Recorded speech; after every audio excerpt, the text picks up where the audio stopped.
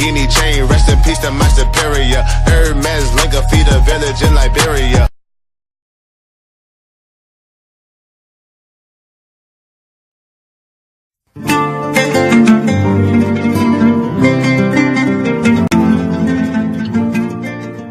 José Riguin, je suis d'origine belge. J'habite dans la région liégeoise, donc c'est plus ou moins le sud-est de la Belgique. Je suis marié, j'ai 2 enfants. Je suis aussi project manager, ou j'ai été aussi project manager chez AXA, et puis petit à petit, au niveau des entraînements et du métier d'entraîneur, j'ai gravi les échelons.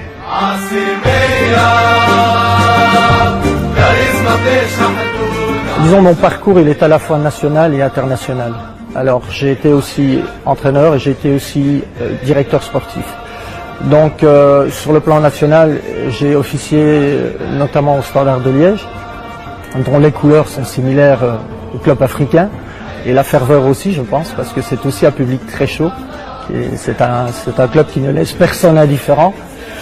J'ai été aussi au RAEC Mons, où j'ai notamment eu la chance d'engager Ossine Raguet, qui sortait de l'équipe espoir du PSG à l'âge de 19 ans. Donc on a fait un parcours ensemble. Et au niveau international, j'ai fait pas mal de choses. J'ai entraîné en Angleterre notamment. J'ai entraîné en France. J'ai été engagé par Aspire Academy comme co-directeur de l'académie pour mettre sur pied un plan de développement du football. J'ai également été à l'AC Milan, faire partie d'une cellule technico-tactique avec M. Filippo Galli. J'ai eu des entrevues avec M. Allegri, avec le Milan Lab, parce qu'ils voulaient aussi revoir leur football, leur manière de jouer, leur manière de s'entraîner.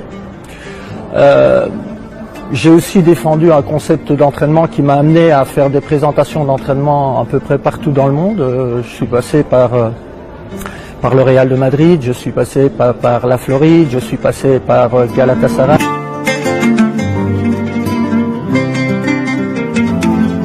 J'ai fait la connaissance d'une personne qui avait travaillé sur un concept d'entraînement où les exercices notamment étaient basés sur des recherches à l'université et qui développait notamment la concentration, la coordination, la perception, le fait d'être ambidextre, c'est-à-dire gaucher-droitier. Donc c'était sur base d'études réalisées à partir du cerveau. Et donc voilà, il y a certains entraînements, certains exercices que je vais d'ailleurs reprendre, mais c'était pour moi quelque chose d'innovant et d'intéressant.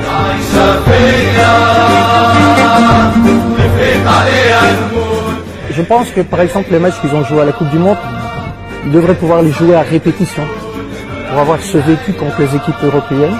On voit que les équipes africaines malheureusement ne sont plus là maintenant, mais ça a été le cas aussi des équipes sud-américaines. Donc voilà. Et la Tunisie, bien entendu, c'est quand même la 21e place au ranking FIFA. C'est le premier club africain, donc ça signifie quelque chose. Voilà.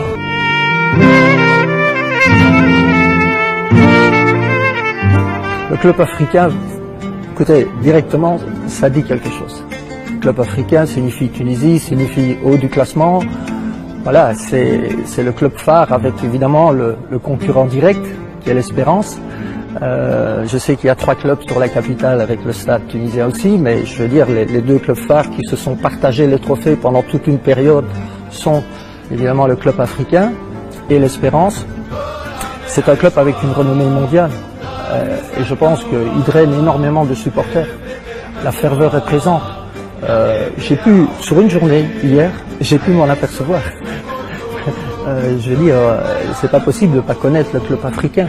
Voilà. C'est pour ça que je suis d'ailleurs très fier d'avoir été choisi et très déterminé à donner tout ce que j'ai à donner pour participer, je dirais, au succès, même s'il y a eu un succès avant.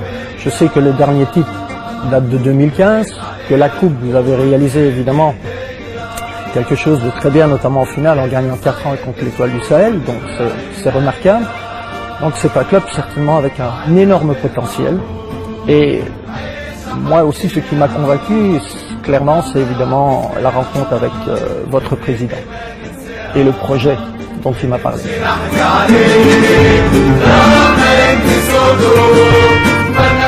il y a un objectif qui revient de toute façon chaque année quand on s'appelle le club africain, c'est le sommet de la pyramide. Ça paraît évident.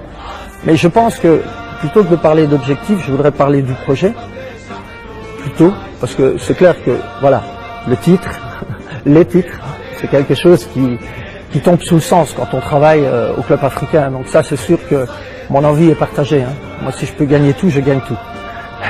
Je sais que ça a été réalisé en 1991 avec un quadruplé, si je ne me trompe. Donc voilà, c'est quelque chose de remarquable. Je sais qu'il y a, c'est pratiquement 29 trophées. Donc en championnat 13, en coupe 13, 3 super coupes, peut-être une compétition qui n'existe plus. Donc je sais tout ça, je sais l'attente qui est générée par ce club. Et notamment aussi sur le plan de la Champions League arabe, africaine. Bon voilà, je pense que s'il y a un armoire à trophées, il doit être très grand.